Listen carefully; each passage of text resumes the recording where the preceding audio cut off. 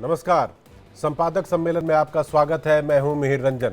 हर weekend पर हम आपके लिए लेकर आते हैं ये खास शो, जिसमें हमारे साथ बड़े पत्रकार, संपादक जुड़ते हैं और किसी भी खबर का विश्लेषण करते हैं, बताते हैं कि नेताओं के दावे में कितना दम है, पार्टियां जो कुछ भी कह रही हैं उसमें कितनी सच्चाई है, जनता का मिजाज क्या हो सकता है और चुनावी मौसम में आखिरकार 4 जून को जो नतीजे आएंगे वो क्या कुछ होने वाला है। तो अब 4 जून में वक्त ज़्यादा नहीं रह गया है। कल हमने एग्जिट पोल किया था और हमने नहीं बल्कि लगभग तमाम सभी टेलीविज़न चैनलों पे आपने एग्जिट पोल देखा होगा। एग्जिट पोल नतीजे नहीं है, एक अनुमान है। एक अनुमान है कि वोटरों ने जिस तरह से वोट किया है उसके नतीजे क्या आएंगे जब काउंटिंग होगी। तो इसलिए उसको नतीजा नहीं कहा जा सकता, आप अनुमान समझिए, लेकिन उस अनुमान में भी दम है क्योंकि लोगों से बातचीत के आधार पर है, लोगों के मिजाज समझने की कोशिश है। और हमने जो दिखाया वो टेलीविज़न के इतिहास में पहली बार वैसा एग्जिट पोल दिखा था।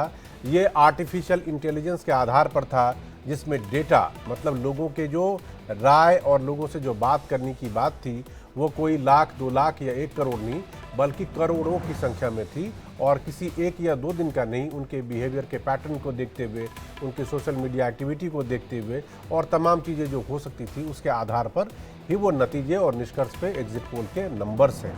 वो नंबर सही होंगे या गलत ये 4 तारीख को पता चलेगा, लेकिन उससे पहले एक अनुमान है जिस अनुमान पर हम बात करेंगे। हमारे साथ स्टूडियो में रामकृपाल जी जुड़ चुके हैं हमारे साथ। इसके अलावा अवधेश कुमार जी होंगे, प्रेम कुमार होंगे और हमारे तमाम मेहमान हमारे साथ जुड़ जाएंगे, उनके साथ चर्चा करेंगे। पहले ये रिपोर्ट हमारी देख लीजिए, उसके बाद बात करेंगे।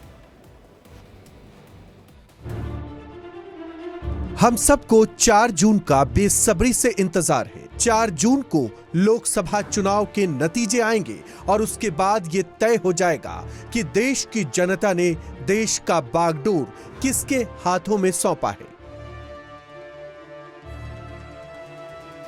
नतीजों से पहले एग्जिट पोल के नतीजे आए हैं। इंडिया डेली लाइव और AM एनालिटिक्स ने AI की मदद से आंकड़ा जुटाया है और उसके आधार पर अनुमान निकाला है। इन आंकड़ों के आकलन के अनुसार NDA 400 के पार जा सकती है, वहीं इंडिया गठबंधन को ज्यादा से ज्यादा 116 सीटें मिल सकती हैं, जबकि अन्य के खाते में 40 सीटें जा सकती हैं। दक्षिण भारत, जहां बीजेपी और खुद प्रधानमंत्री मोदी ने पूरी ताकत झोंक दी, वहां बीजेपी को फायदा मिलता दिखाई पड़ता है। तमिलनाडु में NDA को 4 सीटें मिल सकती हैं, वहीं इंडिया गठबंधन को 35 सीटें मिलने की संभावना है। केरल में बीजेपी का खाता खुलता नजर आ रहा है। कर्नाटक में बीजेपी कमाल कर सकती है, उसे 24 सीटें मिलने का अनुमान है। कांग्रेस को 5 सीटें मिलती दिखाई दे रही हैं।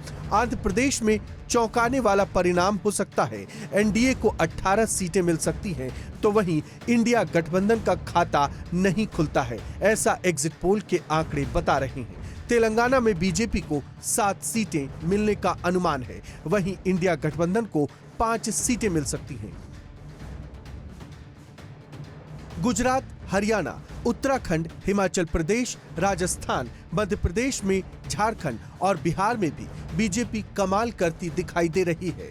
उत्तर प्रदेश, बिहार, महाराष्ट्र और पश्चिम बंगाल में भी बीजेपी का पलड़ा बहुत भारी दिख रहा है। आज संपादक सम्मेलन में हम इन्हीं आंकड़ों पर देश के बड़े संपादकों के साथ चर्चा कर रहे हैं।